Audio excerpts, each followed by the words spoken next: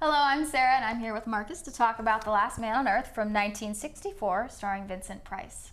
This film, along with Omega Man and I Am Legend, is based on the 1954 novel I Am Legend by Richard Matheson. Of the three, this film is most accurate to the original source material. After viewing this film, however, Richard Matheson was quoted saying that he thought Vincent Price was miscast in the role of Dr. Robert Morgan. Vincent Price is a noted drama and horror film actor who starred in films like The Ten Commandments, Laura, and House on Haunted Hill, which we've actually watched on the show before.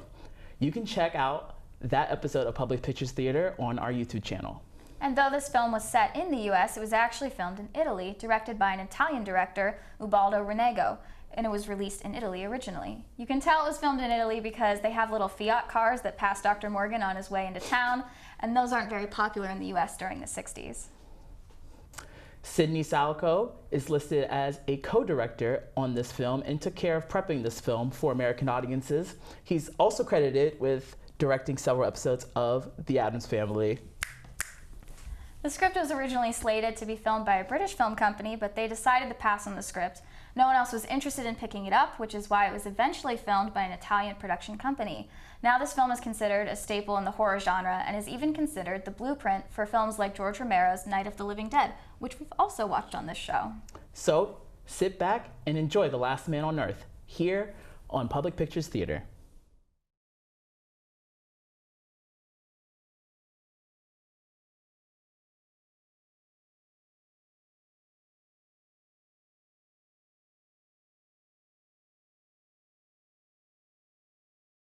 Hello and welcome back to Public Pictures Theater. I'm Sarah and I'm here with Dr. Start, Marques, and Jake, and we just finished watching The Last Man on Earth.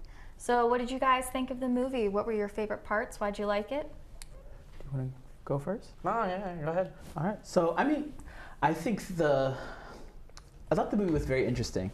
The idea of just having one person as basically the main character. Everybody else, they kind of played as settings versus actual characters, and that's how it kind of felt for me. I did think the movie was kind of sad, especially when the dog had to die because he found out that the dog had the virus and was going to turn into a zombie had he not killed him. So, but I thought it was interesting if I can reflect on growing up when they were making this. Vincent Price had done a lot of pictures based on Edgar Allan Poe books. He did Black Cat, The Pit and the Pendulum. He did Fall of the House of Usher, all kinds of things.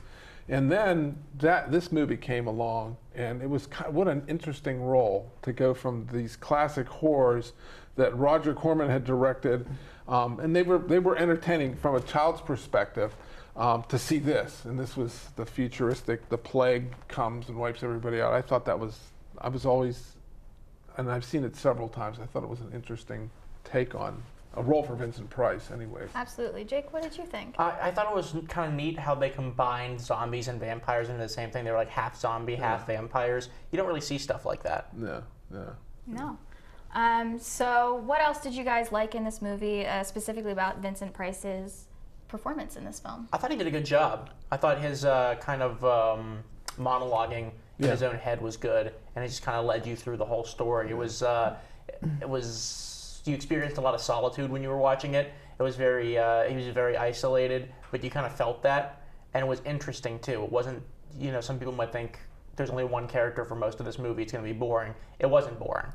He was able to carry that role. Yeah, the solitude was really apparent. It was good, and he as an actor was really good in that role. He was the most interesting character. Yeah, and it's really interesting to think about that because the man who wrote the original book, I Am Legend, said that Vincent Price was miscast as this lead role. So he didn't like him in the film. So do you think that his performance portrayed that solitude well, or do you think that maybe the author just had a different picture in his head when he was writing it? I personally thought Vincent Price did a great job with that, and I think that role almost forced him to have to play multiple different characters. Not only did he have to be the strong one, he also had to kind of sort of be the vulnerable one, especially when he found the girl. It was like, oh my gosh, there's another human being who's alive right now. And like he let his guard down right there. He let his guard down for the puppy, you know, when he saw it, you know, not even thinking about like, oh snap, I should probably stay home before the sun sets. You know, like he had to play multiple different parts within that one role. So I think he did a great job. I agree. I thought he did a good job. One of the problem I have with this movie, and every time I watch it, and as I said, I've watched it numerous times, is the production value is pretty weak. At least that's my opinion. I thought I don't know, the color process, it just doesn't have a good look to it. It was probably low budget when they did it. I would love, of course, Will Smith redid it. It's been redone many, many times since, and even before it's been done. But the production value on those movies is much higher. So it's hard to, as a performance, I think he does a great job. But the camera work is okay. The color is okay. The sound is okay. So and that's a really great point that you make, because I think that when we talk about movies and stuff, it's really hard, I think, now for us to look back at older movies and really appreciate the actors' talent, because you know, the quality of production, like you said, isn't up to the standards that we're used to seeing, especially in this day and age. You know, probably had we been around back when the movie first came out, we all probably would have been like, oh my gosh, this was amazing.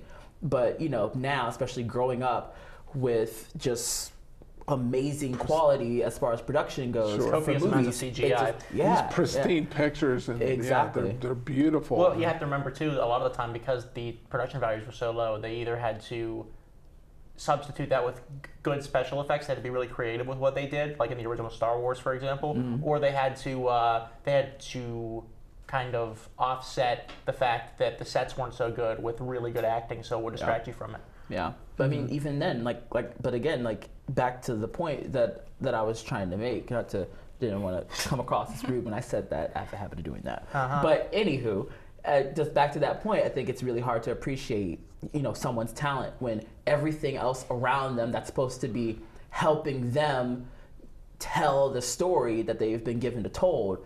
It's really hard to appreciate that, like, wow, like they're doing such a great job. It's like, you know, we take COM 150 here, and Dr. Lentz always says people will not listen to bad audio. Doesn't matter how good the singer, the speaker, the narrator, whoever, it doesn't matter how good anybody is, people won't listen to it. So I think it's kind of going back to that idea, at least today, where it's like, you know, if it's bad quality, we don't even care, regardless of, you know, the talent or the time that went into producing that. It's just, you just don't see it today. Back and again, with my age, I mean, there were pictures that were done on a shoestring budget, and they would get people to what they would high commercial value. You would get people, lots of teenagers, and they still make teenage movies today.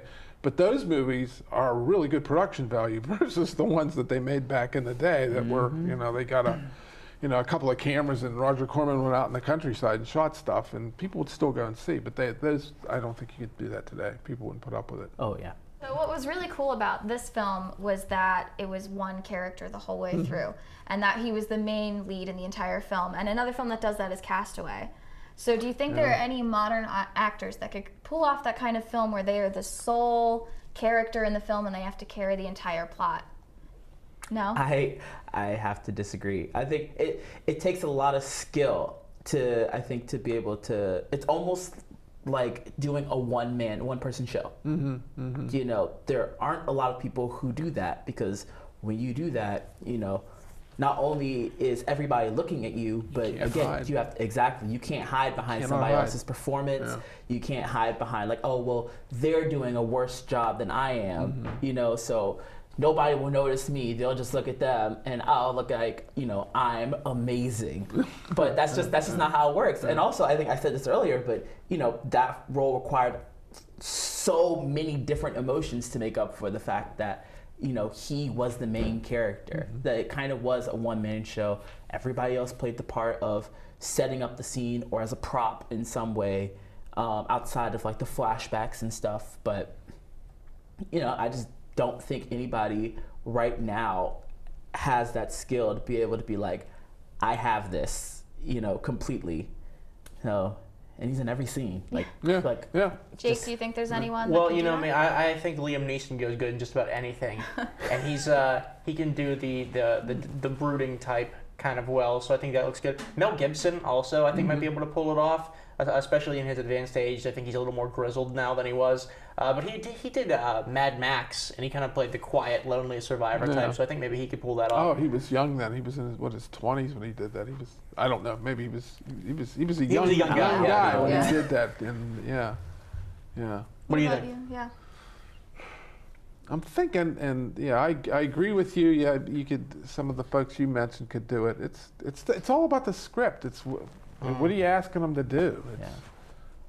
I don't know. There's some very talented actors Yeah. that can pull stuff off. Yeah, and it's a talented. It's a not talented. It's a hard part to play. Yeah, It's yeah. definitely a hard part Yeah, to play. you got to have a good script and a good director to Exactly. be able to work with somebody. Because Exactly. I mean, they're not going to be able to just do this thing. They're going to have to redo it over and over again to get it right.